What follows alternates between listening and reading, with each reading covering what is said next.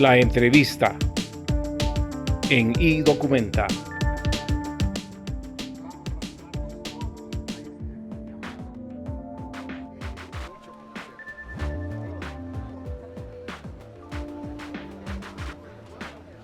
Bueno, la verdad es que no necesita uno mucha inspiración, ¿verdad? Porque uno sufrió esto, uno lo pasó, por eso se titula Bitácora de un viaje por el pantano, porque ahí yo compré un ticket para ir al pantano en esa campaña electoral, ese viaje. Pero hay que reconocer también que en el pantano hay víboras, hay culebras, hay serpientes, hay bichos ponzoñosos, hay cosas horribles y espantosas, ¿verdad? Está la mano peluda en el pantano también, pero en el pantano también florecen, hay cosas bellísimas, hay flores de todos colores, hay mariposas, hay pájaros, hay cosas bellísimas, o sea que en el pantano uno encuentra el mal, pero también encuentra el bien. Entonces yo trato de resaltar ahí esas virtudes sobre todo los guatemaltecos, que son tan generosos, son tan amables y que merecen algo mejor de lo que está sucediendo en Guatemala. Se presenta como novela, como ficción, y aquí al principio del libro está la definición del diccionario de la Real Academia Española de la Lengua, qué es novela y qué es ficción, para que no haya equívocos. Los nombres históricos se mantienen, o sea, expresidentes, figuras del pasado, todo eso se mantienen como son, pero las figuras que estuvieron operando, actuando en el proceso electoral, ahí se les cambió de nombres, ¿verdad? Pero como decimos en Guatemala, al que le venga el guante, que se lo plante, ¿verdad? Que se siente identificado. La gente va a saber quién es quién, ¿verdad? Pero creí que era muy importante hablar de la campaña electoral porque es importante, creo yo, que la gente, la población, la ciudadanía, se dé cuenta de los entretelones de lo que ocurre en una campaña electoral, los niveles de corrupción, las agendas, los intereses que se manejan, una cosa seria, cosa seria. Y entonces que quede también una como constancia histórica de lo que es una campaña electoral en el país. Damián Teruel, el protagonista de la novela, que es un candidato presidencial en Guatemala, que tiene una amiga que vive en Francia, que ella es de origen chino, que se conocieron cuando eran jóvenes, y él le escribe a ella los relatos de lo que sucede en Guatemala. Además que Damián Teruel tiene 2 hijos, una hija y un hijo, y también les escribe a ellos algunas notas sobre la campaña electoral acá en Guatemala.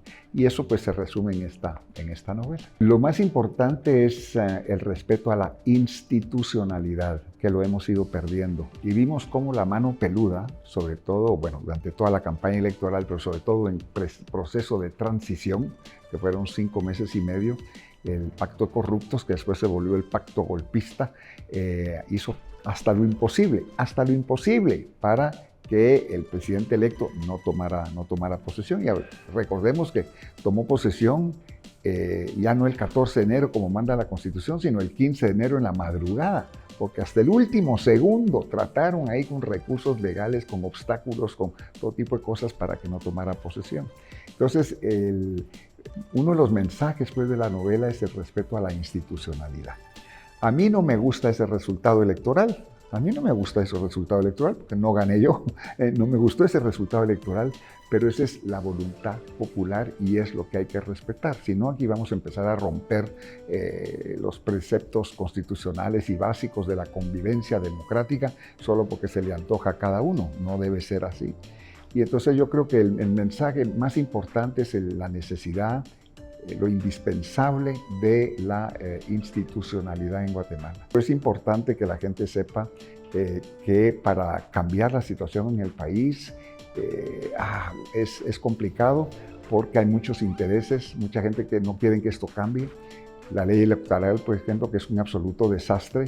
Estamos viendo ahora en el Congreso la Comisión de Asuntos Electorales, que ha presentado un dictamen para reformar la ley electoral que no reforma absolutamente nada, solo consolida los intereses tradicionales de políticos de antaño, de la mano corrupta, de la mano peluda, del pacto de corruptos, que quieren seguir medrando a expensas pues, de los intereses de los ciudadanos.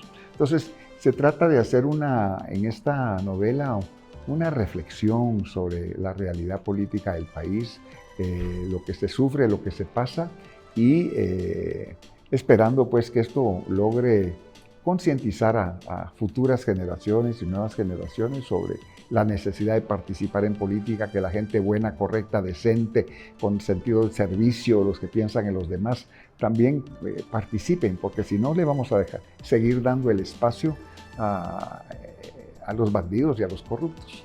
Y vemos también diputados que acceden al Congreso y se desvinculan totalmente de la organización que los impulsó y, lo que es peor, de la gente que votó por ellos. Pero ese es un problema estructural que tenemos en Guatemala.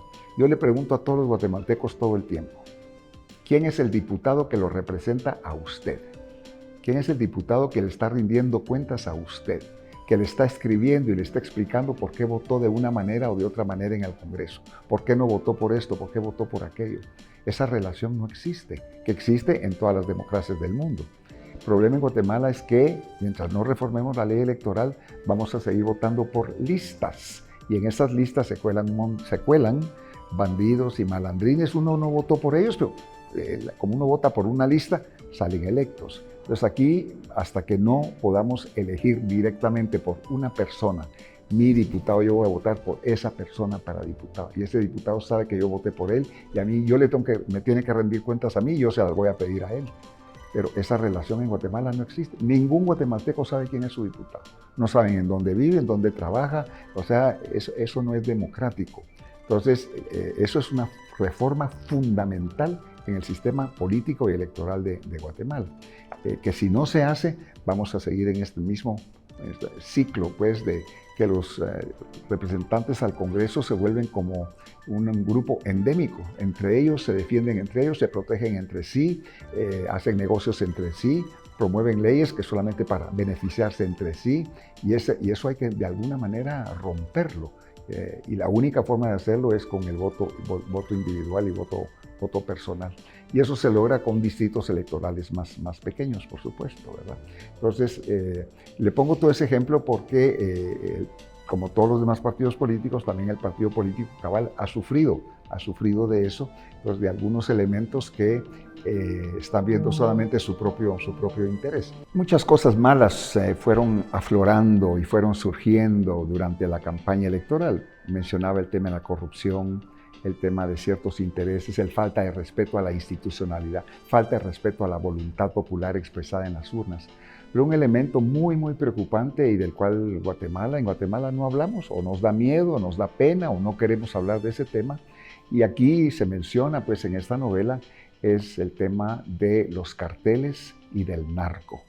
Desgraciadamente en Guatemala el narco está metido en los partidos políticos, en el Congreso de la República, están en el ejército, en la policía, en el sistema judicial, en las municipalidades, y nadie habla de eso. Y cuando ya vimos, como ejemplo, en México o en Ecuador o en otros países, Colombia, la influencia del narco en la vida política, en la vida nacional, distorsiona absolutamente todo, porque el dinero del narco es tan fácil que distorsiona toda la economía. Y estamos viendo ya en Guatemala una influencia muy fuerte del narco, y eso se trata de manifestar en la novela también. Creo que lo más trágico que es lo que Guatemala está sufriendo ahora y que no lo estamos reconociendo. La necesidad de seguir en la lucha, la necesidad de seguir ocupando espacios, la necesidad de no rendirse. Debo reconocer que hay veces que hay momentos en que uno dice, bueno, ya estuve, le di todo lo que pude al país, pero cuando uno ve ese proceso de degeneración, de degradación que tiene el país, uno no puede quedarse de brazos cruzados. Entonces yo creo que esta campaña también me motivó, me convenció a seguir luchando, a seguir trabajando para sacar adelante al país. Un elemento que se menciona en la novela es todo lo que son las redes sociales, ¿verdad? Los net centers que están al servicio de ciertos intereses, que los que tienen dinero financian esas campañas negras, que distorsionan también un proceso electoral. Y ahorita tenemos eso no se menciona en la novela, pero ya tenemos frente a nosotros la inteligencia artificial. Y a través de la inteligencia artificial se generan una serie de supuestas verdades, hasta fotografías, hasta discursos, hasta palabras, expresiones, figuras, fotos, de todo, totalmente falso, pero que parecen ser verdad. Ese va a ser un nuevo elemento en el tema de las campañas electorales y en toda la vida nacional, y no solamente en Guatemala, en lo que es la inteligencia artificial, que va a ser problemático también para realmente conocer la verdad. Pues aquí al final de la novela, el candidato presidencial le escribe a su amiga. Fueron novios hacía muchos años cuando estudiaban juntos en París, ellos decía, ¿verdad? Y ella lo invitaba a él a que dejara Guatemala, que dejara la política, que ella le tenía un puesto en la UNESCO, allá muy importante, que se fuera a vivir con ella a París. Y entonces las últimas líneas de la novela dice así, cuando él escribe a Margot, su amiga, le dice: te pido muchas disculpas por haber creado expectativas que no eran falsas, para nada, pero que no se pudieron cumplir. O sea, él ya no pudo volver a París con ella ni estar ahí con ella. Mudarme a París, trabajar en la UNESCO y dejar de lado mis responsabilidades, honestamente, es algo que no puedo hacer. No puedo. Espero escribirte pronto. Tuyo siempre, Damián. Así finaliza la novela, diciéndole a ella que no puede dejar esta lucha acá en el país. La entrevista en iDocumenta.